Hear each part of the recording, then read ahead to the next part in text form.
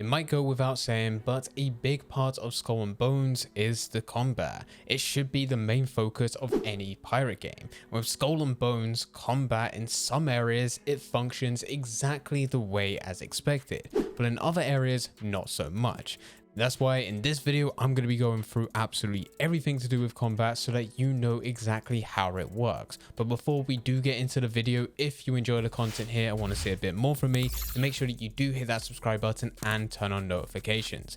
Every single week, we are going through the latest news, leaks, and tutorials around Skull and Bones as well as other Ubisoft titles. So if you do want to stay up to date on everything, make sure you are following the channel. So, with combat within Skull and Bones, for a lot of stuff, it does work the exact way as you expect it. There will be pirate ships within the game, and you will be able to encounter PvE as well as PvP scenarios. But in some areas, this can be limited, and I will be explaining why throughout this video. But to begin with, each player will have access to 12 playable ships. These are called the Captain's Fleet. And with all 12 of these, you can decide exactly how they're upgraded so they're best suited for different combat scenarios. Some ships are equipped with heavy cannons, some have spear projectiles, and some even have flamethrowers. All of this is weaponry that you can add. Now, before you get into customizing everything yourself, unfortunately you need to start at the bottom. This is how the game starts. When you first log in, your character will have washed up on St. Anne after a shipwreck where you receive a dhow, which is a small flimsy starter sloop. It won't be anything too much, but it's exactly what you need to get yourself up and running again. You can use it to hunt wildlife, gather the resources, and you will need it to eventually build to a much bigger and better ship. At this stage, there is opportunity for customization, but it's probably only got room for one cannon, and that means combat scenarios, they're going to be limited. Most of the time, you're going to have to resort to spear fights, which is not so much for you to go against other naval ships, but for you to instead just come up against wildlife, which you can hunt and collect resources. Once you do finally have enough resources, you can upgrade to either a cargo ship, a firepower ship, or a navigation ship. Each have their own benefits as well as disadvantages. As an example, with cargo ships, they are slow but sturdy, great for carrying loot, but not so much when it comes to combat. And even though they are big enough and there's definitely lots of space where you can still load on a fair few amounts of weaponry, you do also need to be mindful of the size and weight. These ships are best for short distance challenges, which involves collecting or delivering large amounts of loot, and not so much of using it to stack as many weapons as possible. With the firepower ships, they're heavy and slow with minimal navigation, but able to carry a massive arsenal. Firepower ships will of course be used when heading into treacherous waters. If playing with friends, you may even want one of you in a firepower ship no matter the challenge. But it has been recommended that you probably don't want to take this on a long distance journey. And then we also have navigation ships. These are a faster ship type with excellent navigational properties, much better on long distance, and has much better control within the water and even can pick up some speed. It's also got a larger front quadrant and increased ramming damage, allowing you to sail straight through enemy lines. And when it comes down to combat, it does depend on what type of ship that you use, will also depend on your combat playstyle and also ability. But now that that's covered, let's actually get into the whole point, which is weapons.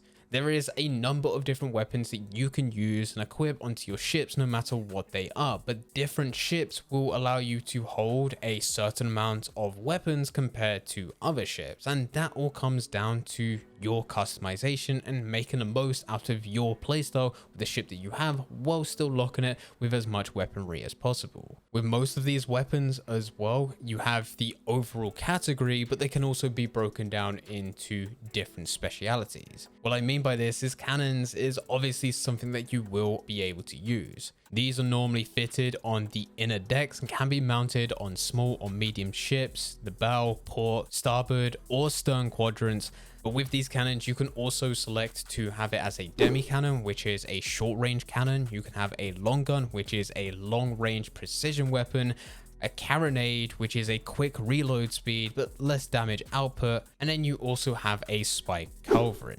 Mortars can also be placed on your ship, these being broken down into a blasting mortar, a siege mortar, or a repair mortar, which has nothing to do with causing damage but much better equipped if you want to be healing your teammates if you're playing with friends, and you can actually hit them, which will cause no damage to them but will actually repair them. There's a bombard, which is a cannon and mortar hybrid. They pretty much act as cannons, but they fire projectiles in a high trajectory, dealing area of effect damage kinda like mortars. So there is a siege bombard, which shoots very dense and precise projectiles, deals an extreme amount of piercing damage in a small area. We have a flaming bombard, which launches fire bombs that deal high fire damage in an area. And then we have a repair bombard, very similar to the repair mortar. We then have a ballista, which is a large missile weapon. The longer it's charged, the more damage, range, and speed its bolts gain. These are then broken down into a multi-bolt ballista, fires a bundle of bolts in just one shot, and then we have a twin winch ballista, which is a charged shot, travels further, and hits harder, dealing piercing damage. Next up we have rockets, which is a short-range weapon which launches an unguided rocket-propelled projectile. These are then broken down into a revolver rocket with fewer shots per magazine but deals more piercing damage, fires one shot at a time, and we have a field rocket, which is improved range and projectile speed, deals explosive damage. Next weapon is Torpedoes, fires slow water skimming projectiles, high damage on impact, long reload time, and deals flooding or explosive damage. And then these are broken down into quick release, deals flooding damage, and then explosive, which deals explosive damage. All comes down to the one that you selected. And then finally you have Greek Fire, highly accurate, releases a torrent of flames at extreme short ranges, dealing of course fire damage. These are all the weapons that have been talked about so far within Skull and Bones. There may be a few more that haven't been mentioned as of yet, as well as Ubisoft have spoken about free DLC within the future, so they could add to this list depending when you're watching this video. But it's not all just about the weaponry you use, you can also defend yourself against certain types of weapons based on the armor that you're using. And the armor isn't as in-depth, not what's been revealed so far. So with armor, we have reinforced wood armor. This is strong against piercing and crushing attacks, but weak against flooding or fire attacks. We have metal armor, which is strong against blunt and crushing damage, but weak against piercing and fire. We have spike metal armor, a heavier and spiked variation of metal armor that increases ramming damage.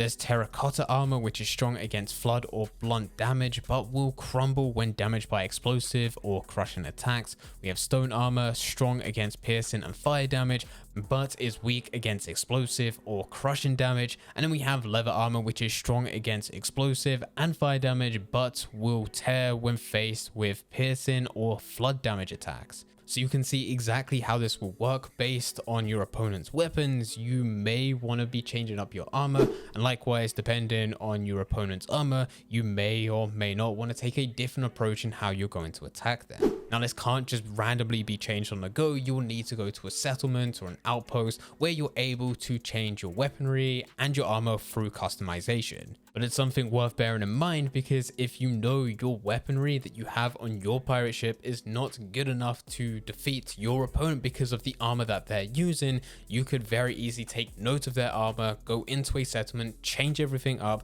come back, and then you can actually go through a different approach because you know the armor they have can be completely destroyed with the weaponry that you've equipped. Likewise, if you're playing with friends and you all have different weaponry, you know exactly which one is going to be more effective for a certain type of armor and which one should probably take more hits because it's going to take a lot longer for them to go down. With ship combat, I think that this is pretty decent, but this is where we move on. Land combat. You would expect with a pirate game that sword fighting would be part of it. You would be wrong when it comes to Skull and Bones. It has been revealed that Skull and Bones will have no land-based combat, with all in-game combat being centered entirely around the ship mechanics that are part of the game. And even then, it still becomes limited. You may have seen within some of the trailers as well as the gameplay that's been released, shipboarding is a thing, but it's not actually gameplay, it's a cinematic. You can pull up alongside another ship and it's just the action of pressing a button and you will be able to board that ship. But the second that you do, it's not you letting go of the wheel, quickly pulling out your sword and jumping to the other side for a sword fight, which may or may not end well. Instead, it is just a cinematic. You pull up alongside a ship, you board them, it's done, it's over, you see a cinematic, you collect the loot, and then you're on your way. And of course, this is a massive disappointment, especially when we look at Skull and Bones' biggest competitor being Sea of Thieves. Even though Sea of Thieves doesn't have the craziest combat within the world, it's done in a very cartoonish style, and it doesn't offer any fancy mechanics, but it's still more than what Skull and Bones is offering.